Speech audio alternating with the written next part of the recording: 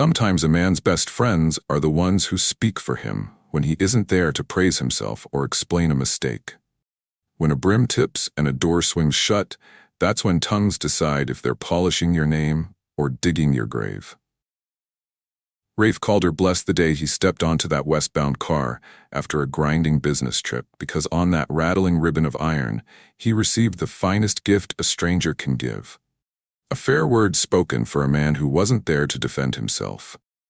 Before we ride, tell me in the comments where in the world you're watching from. If this kind of frontier tale pulls you in, tap like, share it with a friend who loves Western stories, and hit subscribe. Tomorrow's episode has a twist you won't see coming. The year was 1885, and the car pitched and swayed like a skiff and chop as it clattered across the Kansas flats.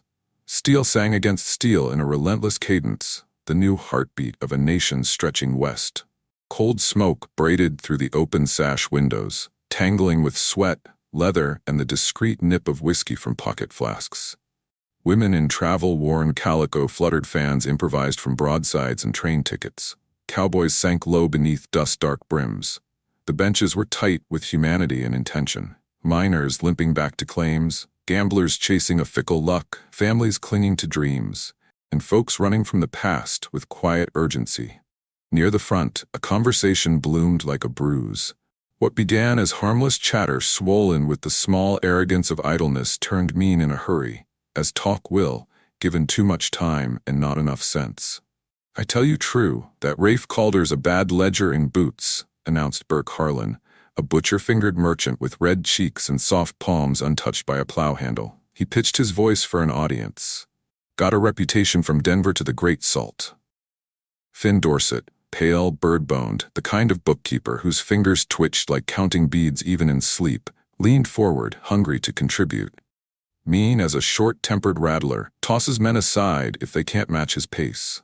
"Drives a crew from can see to can't see," said Cole Bracken, whose rough clothes hinted he actually knew a shovel's weight. He spat tobacco clean toward the brass spittoon. "Expecting perfection every minute, Sunday be hanged." Maeve Delacourt, a woman with a feathered hat and rouge that named her profession without confession, nodded with theatrical gravity. "Stingy as a February pantry, counts sugar granules and lamp oil drops with a Mezer's eye." Each sentence added tinder to a favorite Western fire, tearing down a man none of them had ever met. Someone chuckled that Calder probably slept on a mattress stuffed with gold coin and woke to count every dollar as if the night might have swallowed a few. Across the aisle, a solitary woman lifted her eyes from a book. 35, but the lamplit labor of years had pressed lines where youth once lingered. Eliza Marin wore a brown traveling dress carefully mended at the cuffs, gloves darned with tidy stitches. Her dark hair was pinned in an honest knot. She looked like the kind of woman who finished what she started and endured what she must. She had been trying to read, but the talk hooked at her attention, hauling memory to shore.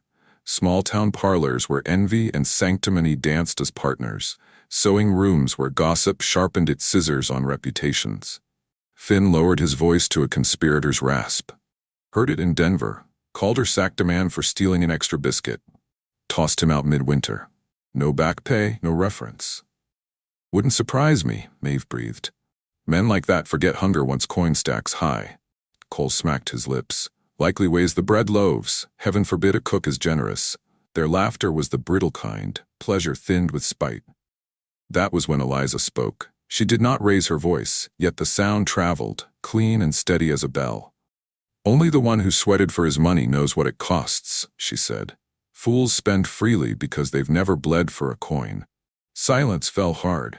Heads turned like weather vanes catching a new wind. Burke's ruddy face flared to an angry plum.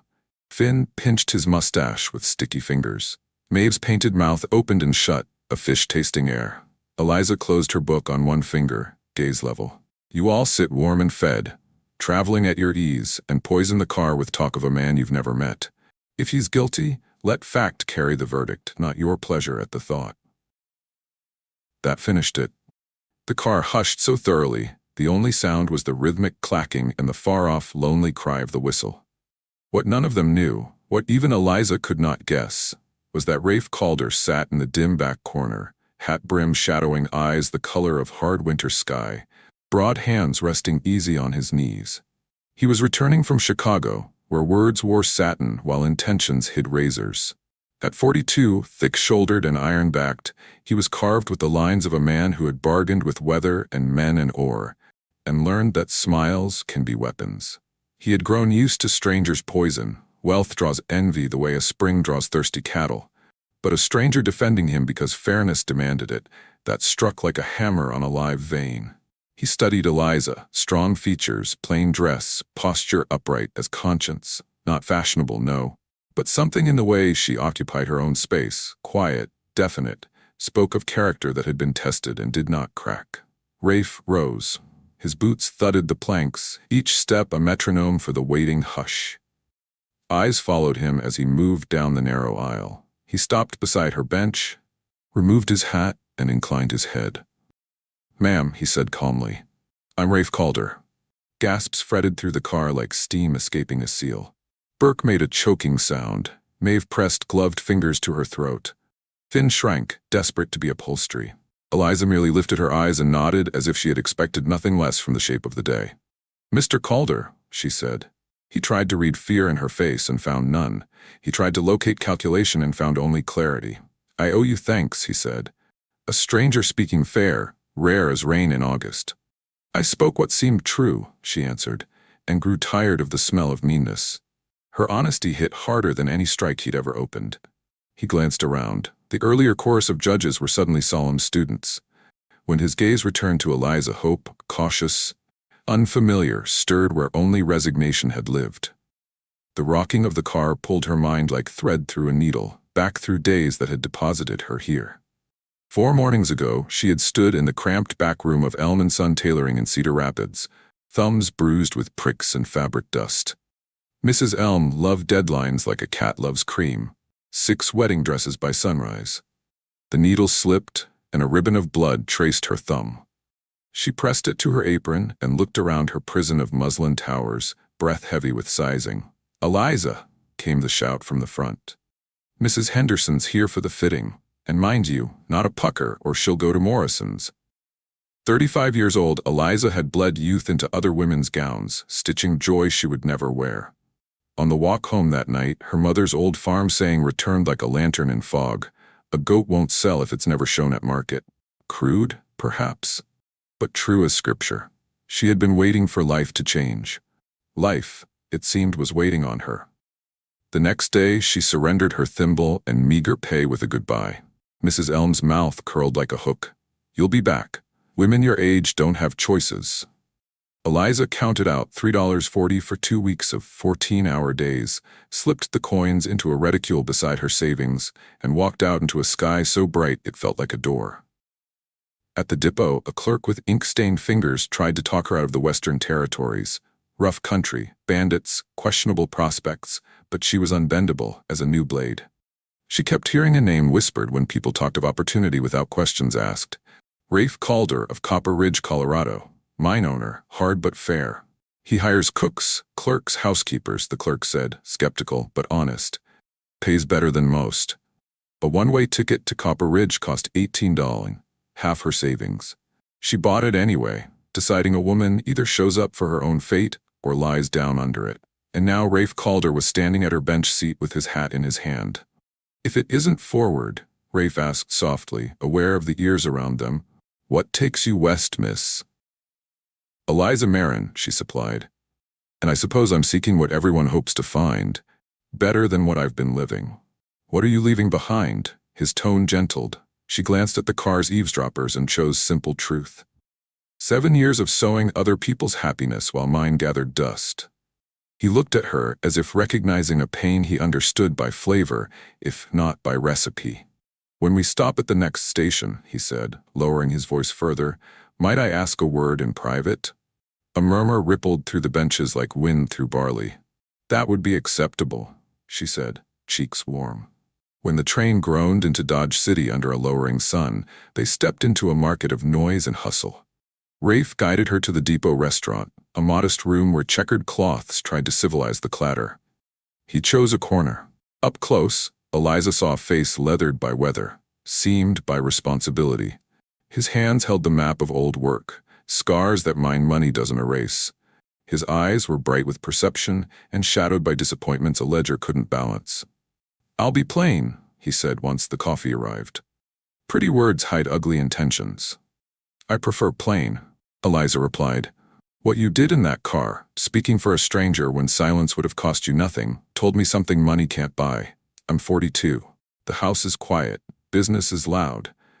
I wake to numbers and sleep to them. Partners would cheat me if I blinked. Employees do just enough to keep a pay envelope near. I've got more gold than sense sometimes, but none of it buys trust." He swallowed, grimaced at how much admission cost. "You said a thing I've tried to say all my life, and you said it better. The man who sweated for his dollar knows its weight. You saw past gossip to the muscle and blood behind a fortune." He stared into the steam of his cup, and then looked up, straight and steady. "I'm going to ask something that sounds like a fever," he said. "Will you marry me?" Time stalled. The room went on clanging and chattering, but Eliza felt alone with the question. He wore it without theatrics, no flowers, no poems, only a man putting his stake in the ground. "Mr. Calder," she said carefully, "we've known each other for, 2 hours?" He had grace enough to be ashamed and brave enough to proceed. "I know how it sounds, but I make my living reading character fast. A man who can't tell a good hand from a thief doesn't stay in ore. You stood up when it would have been easier to duck. That's a truer introduction than a year of Sunday strolls." "And what do I know of you?" she asked. "Beyond that, you're alone and tired of it." He offered a ghost of a smile. "I never struck a woman, never stiffed a worker. Don't take what isn't mine. If I give my word, I keep it. Beyond that?" He spread his hands. "You'd have to take your chance." Strangely, his frankness steadied her more than sweet talk ever could. This was a proposition of partnership rather than pretty. She imagined arriving in Copper Ridge with a hopeful heart and $26, trying to keep safe in a town that could pick its teeth with a woman's caution. She also imagined a large house with empty rooms and a man who looked like an oak tree, scarred but still standing. "This is madness," she said at last. He nodded once. "Complete." She looked at him a long moment, then decided she had made sensible choices all her life, and they had delivered other people's weddings. "Mr. Calder," she said softly, "I believe I'm finished with sensible." His eyes widened. "Is that your yes, Miss Marin?" "Yes," she said, and with that, altered the trajectory of 2 futures. 3 days later, they stood in the whitewashed chapel of Copper Ridge Methodist, with Reverend Nathan Tolliver blinking at them like an owl dragged out of its roost too soon. The ceremony was bare as a fence post. Eliza in her best traveling dress, Rafe in a clean shirt, a handful of curious townspeople leaning like punctuation against the back wall. "Marriage is a covenant," the Reverend began, gently scolding them for speed. "Perhaps a period of courtship." "Reverend," Rafe said not unkindly, "I'm 42 and she's 35. We know what we're offering and what we're after."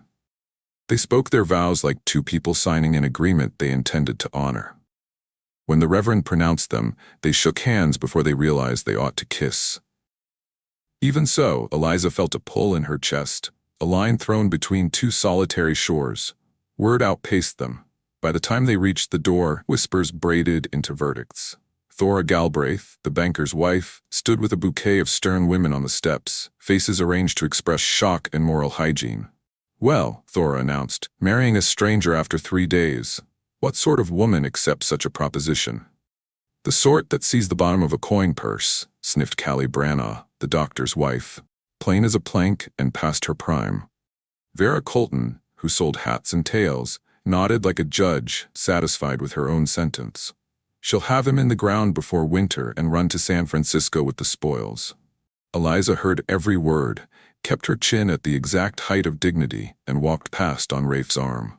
He didn't dignify the choir with a glance, but his jaw flexed like a man who chews nails when aggravated. The house on the hill above Copper Ridge was simpler than she had imagined. 2 stories, wide porch, tidy garden, a picket gate swinging without squeal. Inside, the furniture was plain and solid, the walls adorned with landscapes and shelves lined with books, handled rather than displayed. "It's not a palace," Rafe said, mistaking her quiet. "Built it for living, not for looking at." "It looks like a home," Eliza said, and watched his shoulders loosen. "I've readied the guest room for you," he said upstairs, stopping outside a clean, sunlit space with a view of the far mountains. "Figured you'd prefer your own quarters till—" "Well, thank you," she said, moved by the consideration. A lesser man would have demanded what law and custom handed him. They ate beef stew and cornbread at the kitchen table that night and learned the rhythm of each other's pause. Between bites, they faced the obvious. "The town thinks we did a foolish thing," Eliza said. "Copper Ridge has an economy of ore and gossip," Rafe answered. "Both get hauled daily. They'll tire of us, or they won't. Either way, I stopped living by other people's weather a long time ago." "My grandmother," Eliza said, smiling, "used to say people sing when you enter and whisper when you leave, and when death comes they'll hold their noses and walk away. So why live for their breath?" Rafe snorted. "Your grandmother had a grip on human nature." "She did, and she taught me a better mathematics. Vanity equals 0. Do the work in front of you." Over the next weeks, they made a life from raw material. Rafe left at dawn for the mines, his return dusted with fatigue and a kind of contentment. Eliza suspected surprised him. She explored the house and learned the neighborhood. A retired miner named F. Booncroft and his wife lived down the slope and offered stories and biscuits in equal measure. Sundays, they sat in the same pew while glances crawled across the sanctuary like ants. Women judged clothes and posture like they were reading a trial transcript. Eliza learned to give them nothing to feed on. 3 weeks into the marriage, Rafe came home gray around the mouth and slow at the step. Eliza knew pain when it hid. It leaves little signatures everywhere. He kept a hand clamped near his ribs. She let him have his dignity through supper, then put coffee in his hand and sat him by the fire. "How long have you been hurting?" she asked. He lifted the cup, paused, put it down. For a long moment he weighed denial. Then he released a breath and the burden with it. 2 years maybe, started like a stitch, got worse. Doc Kelsey says it's inside, lungs, maybe liver, says rest. Eliza felt the floor tilt and then right itself. She had married for partnership, perhaps one day affection. She had not counted on sickness as an early guest. But the ache in her voice surprised her with its own weight. "What did he give you?" "Advice I can't afford," Rafe said dryly. "A man doesn't rest when he's got payroll and claims to guard." Eliza lay awake, listening to the house exhale and the man in the next room struggle for sleep. Before dawn she had a plan. "I'm starting a small milk run," she announced at breakfast. 5 cows, a clutch of hens, a garden. We'll have fresh milk and greens. I'll sell the extra." "That's heavy work," he said, skeptical. "I'm accustomed to work," she answered, and left out the part about her grandmother's kitchen cures: garlic, onions, warm milk, honey, things that comfort the inside and make a man feel steadier. By week's end, 5 gentle jerseys grazed behind the house: Buttercup, Daisy, Nettles, Fern, and June. Eliza was out at first light, lantern throwing yellow onto their flanks, her cheek against warm hide, the metal pail singing with the steady duet of milk. She struck a bargain with Henrik Miller, a German beekeeper who traded jars of gold honey for mending. In the kitchen she experimented. Warm milk swirled with honey and a ghost of garlic, onion broth simmered to sweetness and smuggled into gravies. She didn't call any of it medicine. She called it supper. Rafe said her cooking tasted more like health than he remembered. She smiled and kept her counsel. If that first part of the story moved you, hit the like button. It helps more folks find these frontier tales. And tell me in the comments, what would you have done in Eliza's boots? 6 weeks in, Rafe eased into the barn and found her forehead resting against Buttercup's side, listening to the pail's tap. "Eliza?" he said in a voice that had lost some gravel. "Why?" She could have lied. She didn't. "Because you are my husband," she said, straightening. "Because kindness is the one cargo that increases when you spend it, and because if people smelled weakness, they'd circle." He reached for her hand. The calluses and the silk met and made a promise. "I need a recipe to make you mine tonight," he whispered, not of hunger, but of gratitude's deeper tide. 2 years unspooled. Rafe's health steadied, the house filled with the music of small feet and new cries. Their son arrived on a rain-sweet spring morning, loud, red, and perfect. They named him Jonah, Rafe's father's name, and Rafe's eyes shone wet for the first time since Eliza had known him. "Strong," he murmured, counting toes with a miner's careful tally. He'll need to be. In town, gossip tried to keep pace with miracles and fell breathless. Some said Eliza was a witch brewing secrets with Mr. Miller's honey. Others claimed she had cast a net around Rafe's fortune, the way a black widow nets a fly. Sundays, Thora and Callie and Vera body-blocked the aisle with a scent of judgment. Eliza learned to step around them like one steps around a puddle, without looking down. Then, one brittle autumn evening, Rafe collapsed outside the mine office. Word sprinted down Main Street, through the saloon, up to the church steps, and back to Morrison's again. By nightfall, 24 men, some half-drunk on whiskey and righteousness, gathered outside the Calder house, torches leaving smoky bruises on the sky. Inside, Dr. Bram Kelsey had come and left, granting no miracles and few hopes. Eliza sat at Rafe's bedside, listening to the crowd's growl. She went to the porch and squared her shoulders. "Mrs. Calder," Burke Harlan bellowed, strutting at the front like a rooster. "We come to be sure Rafe ain't being fed witchy soup. Our business," Cole Bracken added, stepping forward, "is making sure he gets proper care." Maeve Delacour slid through the back ranks like a rumor. "We seen the herbs and the hours. Poison goes down sweet." Eliza let their words finish so no one could say she'd cut them short. "My husband is ill," she said evenly. "From years underground breathing what no lungs were made for. If you care for his welfare, take your empty bottles and your full opinions home." A shuffle in the doorway. Rafe, pale and stubborn, had levered himself upright and stepped onto the porch, arm braced on the jamb. "If I'm dying," he said, voice thin but carrying, "it's on account of mine shafts and bad air, not the woman who keeps me here. She's given me more days than any of you ever tried to give me. More peace, more reason to fight." Silence pressed like snow. Torches crackled. Somewhere a coyote tested the edge of town with a yip. Eliza stepped down one tread and held her lantern high so each face was lit, and therefore accountable. "I married a stranger with a house full of echoes. If I wanted his money, I could have run for the rail the first time he complained of pain. Instead, I wake before dawn and sleep after midnight, because love is a verb, and medicine is a kitchen. If that looks like witchcraft from where you're standing, the remedy is simple. Stand closer." Shame is a private heat. One by one the men turned away, muttering about early mornings and late suppers. Burke threw a last look that promised more talk but no action, and they scattered like loose cattle before a storm. Spring came early, and with it a mercy Rafe hadn't expected. He walked a little farther. He slept a little deeper. Dr. Kelsey, a man not inclined to poetry, set down his bag one afternoon and admitted, "I don't understand it, but keep doing what you're doing." Eliza said nothing and stirred the onion pot. While dusting Rafe's desk, she found a sealed envelope addressed to Gideon Lark, the lawyer. Her first thought was widowhood. Her hands trembled as she brought it to Rafe. "Open it," he said, smiling like a man who knows a secret and can't bear to keep it alone.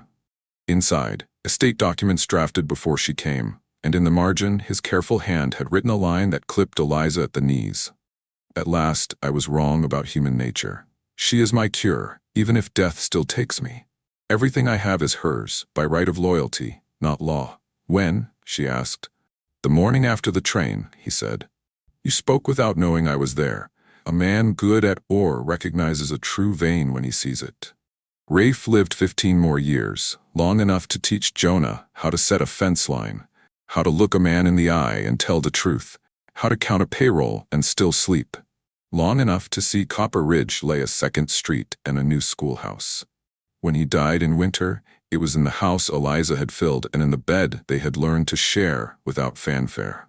She held his hand through the last narrowed breaths, and when it was over, the quiet felt like a blessing rather than a theft. The fortune hunters came, of course. Distant cousins who'd never written a letter now arrived with lawyers. Men who had clucked at the wedding clucked again, this time about property. But Eliza possessed two advantages no court could counterfeit: the paper Rafe had signed, and the respect of those who had watched her work beside him. The miners, men with busted knuckles and straight spines, stood on her porch, hats in hands, and said, "Ma'am, say what you need." She asked for the simplest thing: time to grieve and the decency of silence. She got both. Years folded and smoothed. Jonah grew tall and sun-browned, the kind of man who carries his father's ethics and his mother's quiet refusal to bend. Copper Ridge changed with the railroad's whistle and the telegraph's click. New people brought new stories, and still the old-timers told the one that mattered. How on a westbound train a woman rose to defend a stranger, and how that moment grew into a life. How gossip failed and loyalty won. How a recipe of warm milk, honey, onion, and stubborn love eased a body and straightened a spine. They said Eliza taught the town a new arithmetic of value. That a man is not measured by the width of his holdings, nor by the noise of his entrance. That life isn't tallied by years alone, but by whether you kept a promise when it cost you, whether you chose to stay when leaving would have been easy, whether you stood on a porch with a lantern and faced down the mob. On a clear morning decades later, Jonah and his children visited the small hillside cemetery. The stone was plain. Rafe Calder, husband and father. Eliza's name had been carved beside his after she passed. Eliza Marin Calder, beloved and true. Jonah touched the chiseling with 2 fingers and told the story that had made him. That truth spoken quietly can be heard above any crowd, and that a stranger's fairness can tilt a life toward grace. If the Calder story touched you, don't forget to like this video.